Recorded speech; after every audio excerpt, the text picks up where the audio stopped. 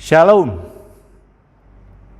Selamat pagi, selamat hari Jumat Agung kepada jemaat GKMI Eklesia yang beribadah melalui online dimanapun Anda berada. Juga bagi setiap saudara yang kebetulan atau tidak kebetulan juga mengikuti pelayanan firman Tuhan pada hari ini. Firman Tuhan pada hari ini sehubungan dengan ibadah peringatan kematian Tuhan Yesus yang disebut dengan Jumat Agung. Saya ambil dari Markus pasal yang ke-15, mulai dengan ayat yang pertama hingga yang ke-33. Pada jam 12, kegelapan meliputi seluruh daerah itu dan berlangsung sampai jam 3. Dan pada jam 3 berserulah Yesus dengan suara nyaring, Eloi, Eloi, lama sabachthani, yang berarti, Allahku, Allahku, mengapa engkau meninggalkan aku? Mendengar itu beberapa orang yang berdiri di situ berkata, lihat, ia memanggil Elia. Maka datanglah seorang dengan bunga karang mencelupkannya ke dalam anggur asam, lalu mencucukkannya pada sebatang buluh dan memberi Yesus minum serta berkata, baiklah kita tunggu dan melihat apakah Elia datang untuk menurunkan dia. Lalu berserulah Yesus dengan suara nyaring dan menyerahkan nyawanya. Ketika itu tabir bait suci terbelah dua dari atas sampai ke bawah. Waktu kepala pasukan yang berdiri berhadapan dengan dia melihat matinya demikian, berkatalah ia, sungguh orang ini adalah anak Allah. Ada juga beberapa perempuan yang melihat dari jauh, di antaranya Maria Magdalena, Maria ibu Yakobus muda dan Yoses serta Salome. Mereka semuanya telah mengikut Yesus dan melayaninya waktu ia di Galilea. Dan ada juga di situ banyak perempuan lain yang telah datang ke Yerusalem bersama-sama dengan Yesus.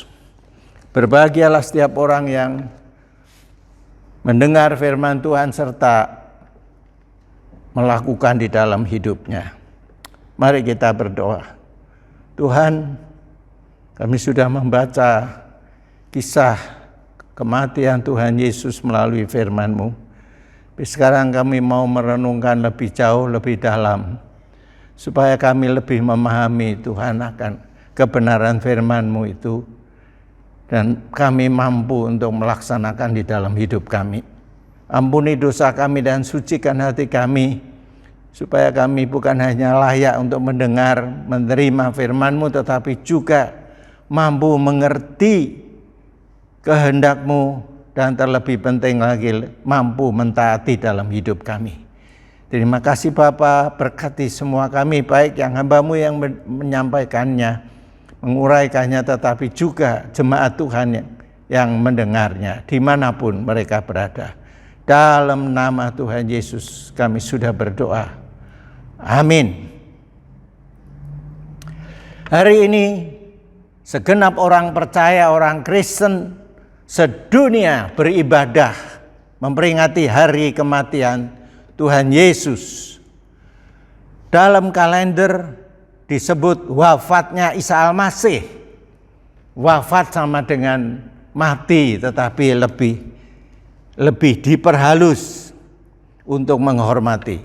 Kematian merupakan hal yang paling ditakuti oleh semua orang. Karena itu setiap orang berusaha untuk mempertahankannya, untuk menghindarinya. Contoh seperti seorang yang sedang sakit, dia akan berusaha untuk berobat, mencari dokter atau rumah sakit yang terkenal.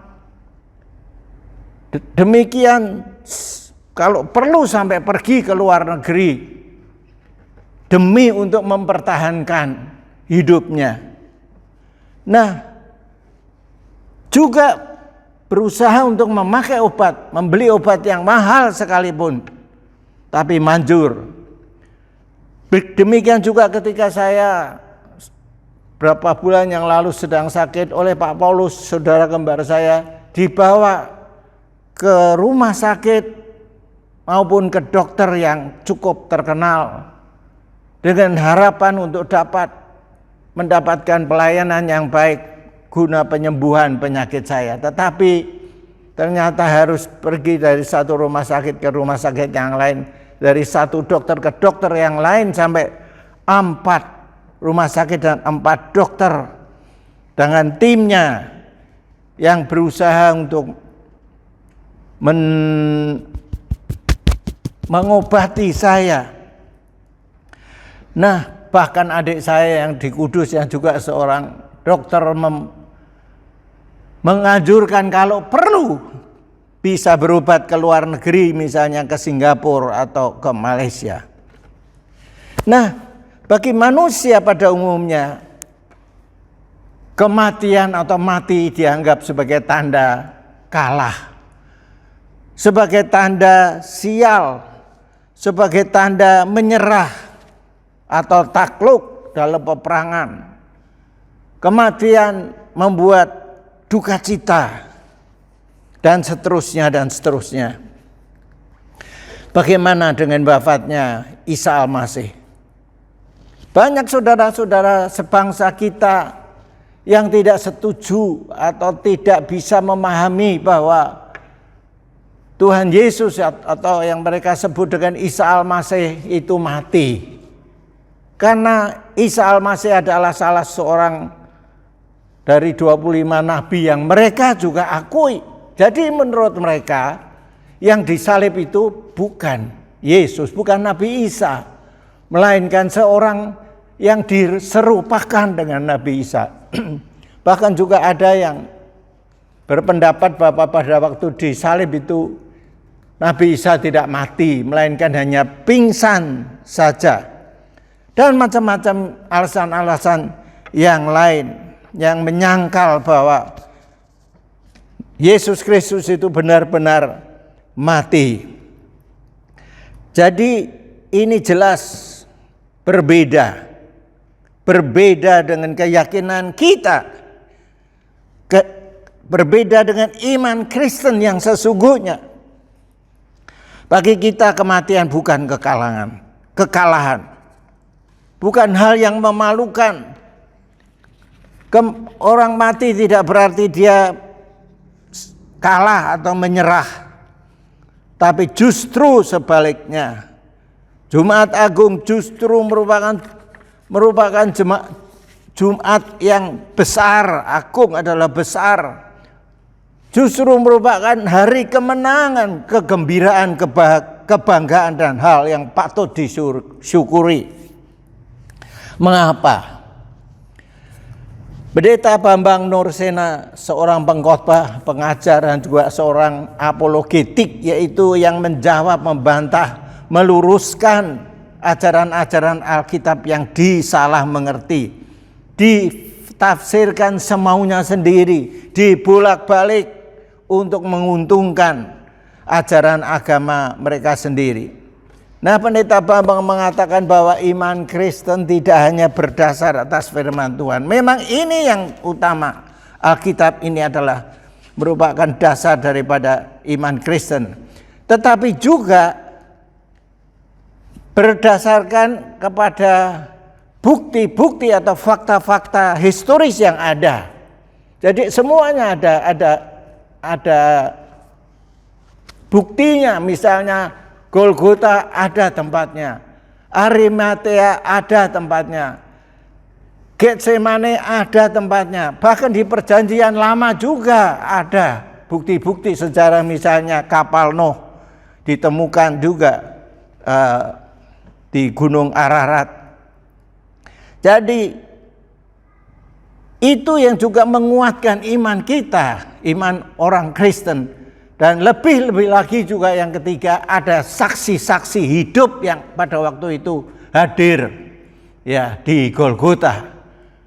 Dan itu diturunkan, cerita atau peristiwa itu diturunkan kepada anak-anaknya terus, sehingga kematian Tuhan Yesus, peristiwanya itu terus turun-temurun berabad-abad lamanya, bahkan sampai hari ini. Nah, saudara-saudara yang dikasih oleh Tuhan, karena itu peristiwa yang terjadi pada hari Jumat saat kematian Tuhan Yesus dianggap sebagian orang sebagai Jumat kelabu, Jumat hitam, Jumat kedukaan dan lain-lain. Tetapi bagi kita sebagai orang percaya sejak zaman Tuhan Yesus, kita menerima Jumat atau kematian Tuhan Yesus sebagai Jumat Agung. Jumat yang mulia. Jumat yang bermakna sangat besar. Dalam bahasa Inggris disebut Good Friday, yang berarti Jumat yang baik. Jumat yang selamat. Jumat yang membawa keuntungan. Dan bukan kerugian atau kesialan. Dan juga Paulus mengatakan bahwa hidupku itu Kristus dan mati itu adalah keuntungan. Bukan kerugian, bukan sial dan sebagainya. Filipi 1 ayat 21.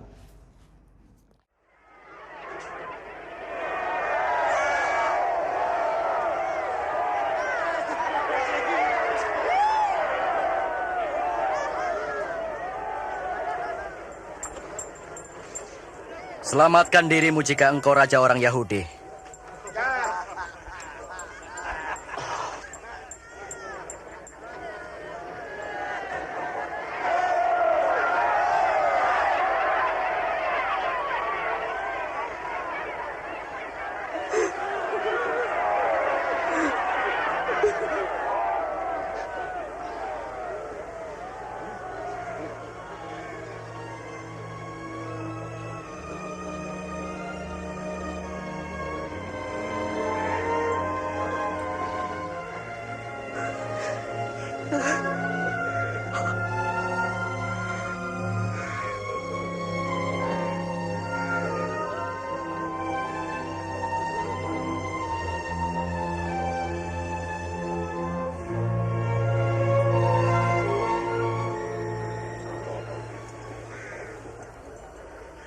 Bukankah engkau Mesias?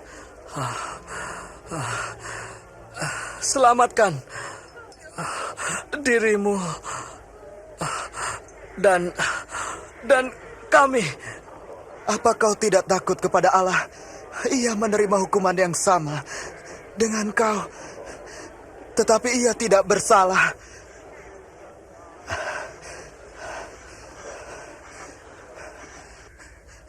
Ingatlah aku, Yesus, apabila kau datang sebagai Raja.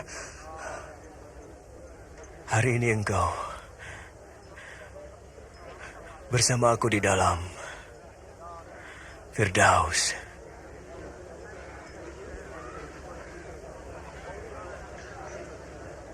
Saat itu kira-kira jam 12 siang, kegelapan meliputi seluruh daerah itu sampai jam 3 sore.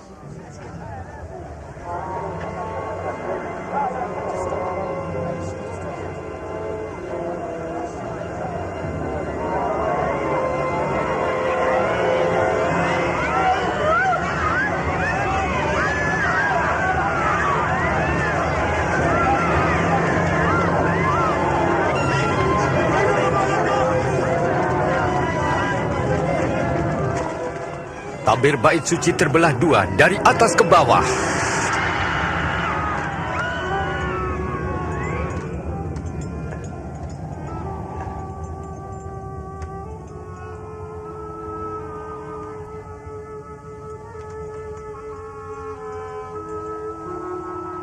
Bapa,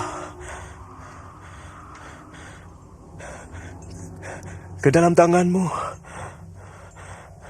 kuserahkan nyawaku.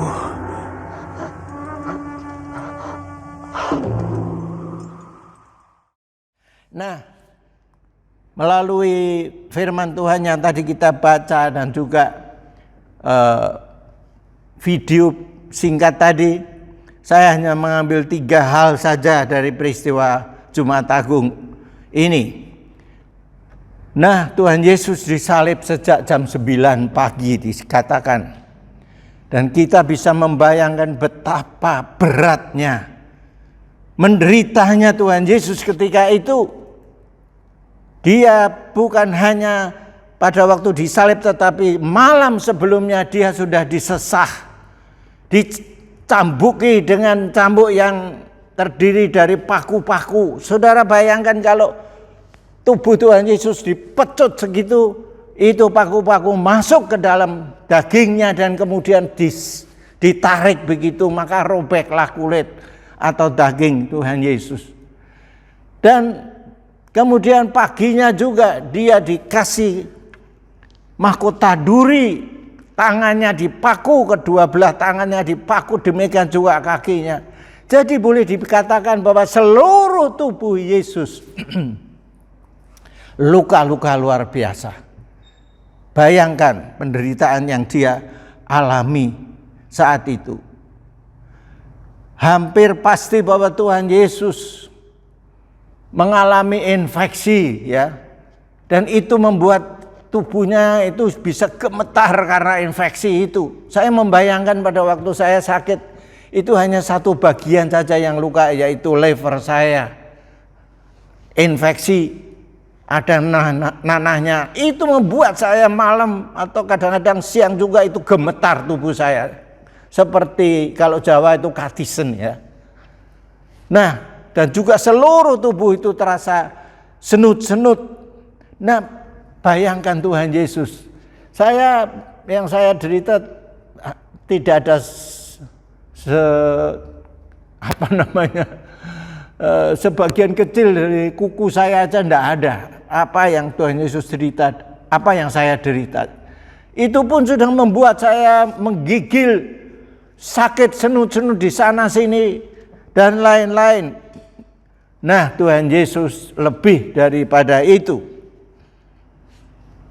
Begitu dahsyatnya yang diderita Tuhan Yesus, sampai sepertinya dia sudah tidak tahan lagi menanggung penderitaan seberat itu.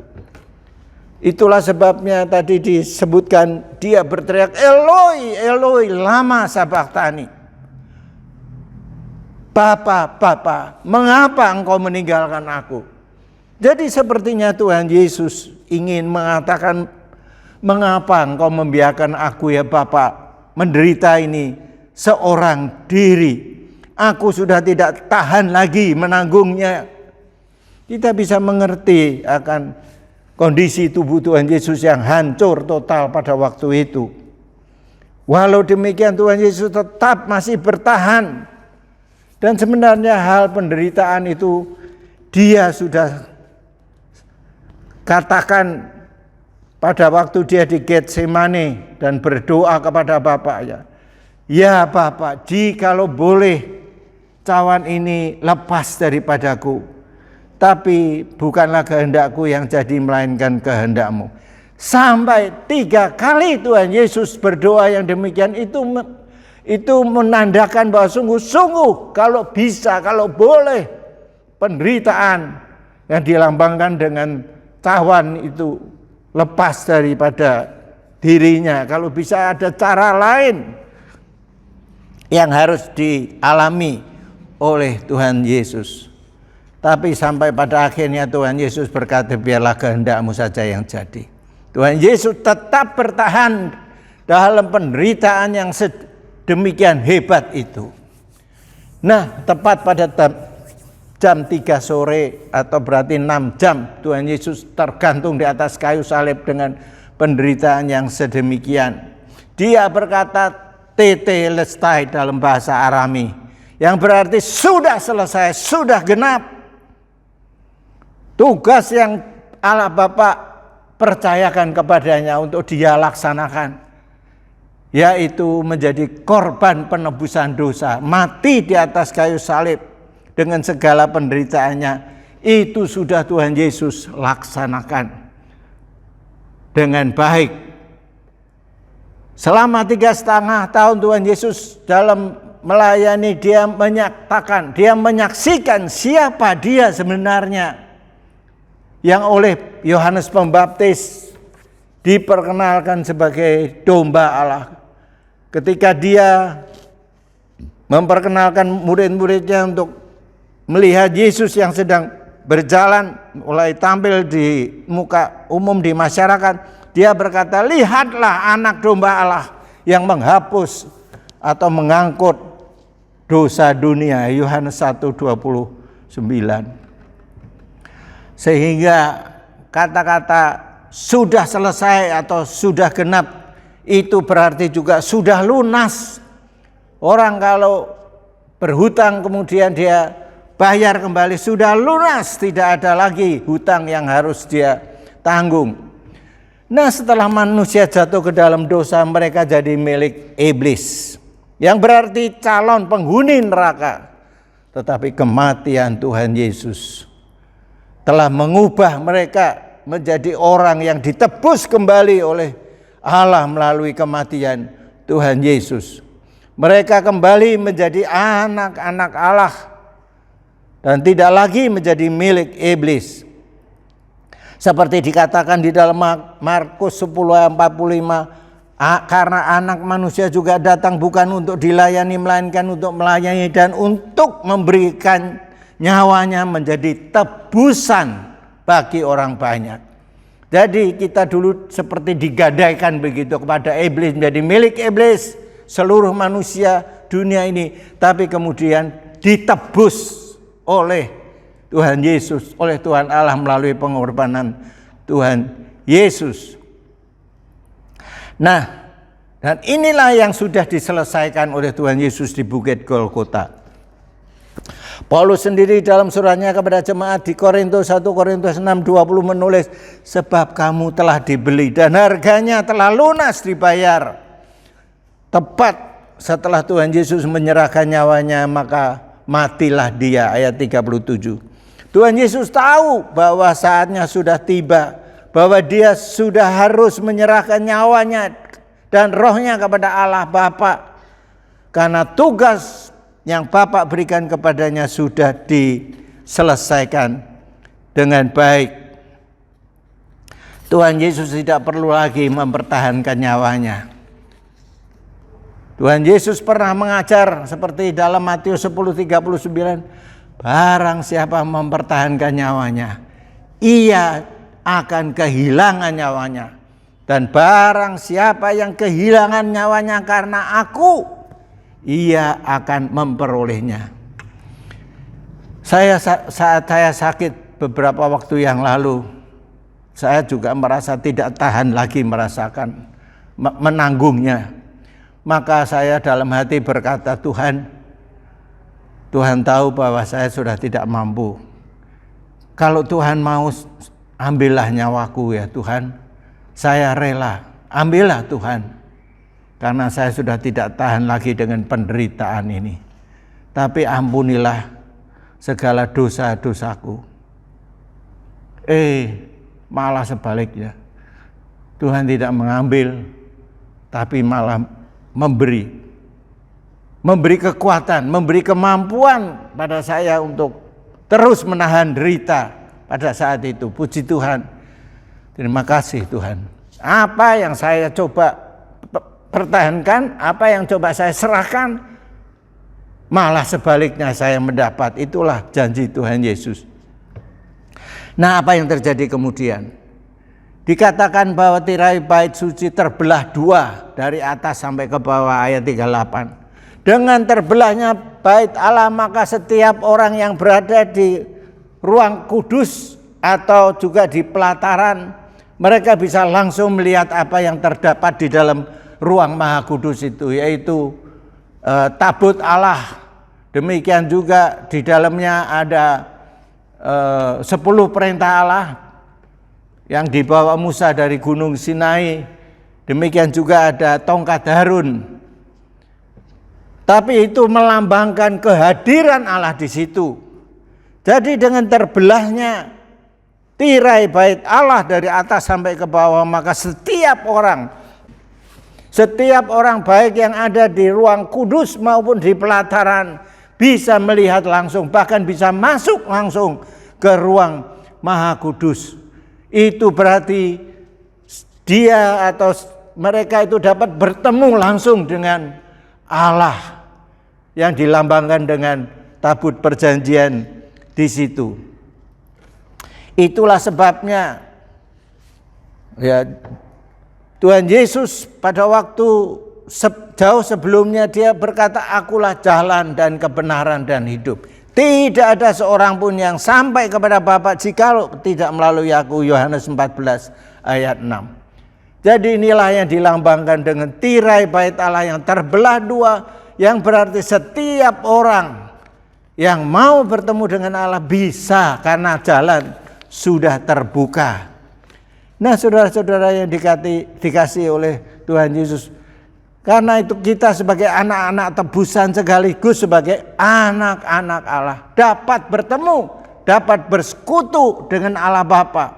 Karena jalan sudah terbuka dan dibuka oleh Allah sendiri melalui Yesus Kristus, Putra Allah. Allah Bapa berkenan ditemui oleh anak-anaknya untuk bersekutu, bercakap-cakap, mendengarkan cerita anak-anaknya ini, dan senang, dan anak-anak juga senang mendengar cerita-cerita atau firman daripada bapaknya. Itu sama seperti seorang bapak misalnya, pagi-pagi dia harus pergi kerja dan jauh malam baru pulang, atau mungkin bahkan beberapa hari di luar kota, beberapa minggu bisa juga. Maka pada waktu bapak itu datang pulang ke rumah, yang diharapkan dia rindu untuk bertemu dengan anak-anaknya dan juga istrinya. Bayangkan seandainya dia sudah punya kerinduan karena sudah beberapa hari atau minggu tidak bertemu, mendapati rumah kosong, istrinya tidak ada, mungkin main di tetangga, demikian juga anak-anaknya pergi ke teman-temannya. Betapa kecewanya. Begitu juga dengan Allah Bapa kita. Allah Bapa kita rindu untuk anak-anaknya itu sering bertemu, bersekutu, atau bercengkerma dengan bapaknya, cerita-cerita. Demikian juga bapaknya bisa bercerita-cerita kepada anaknya. Nah, saudara-saudara yang dikasih oleh Tuhan, sepertinya mereka dengan terbelahnya tirai bait Allah ini, ada juga orang-orang Kristen yang sengaja mau menjahit kembali tirai yang sudah robek itu dan dipasangkan kembali.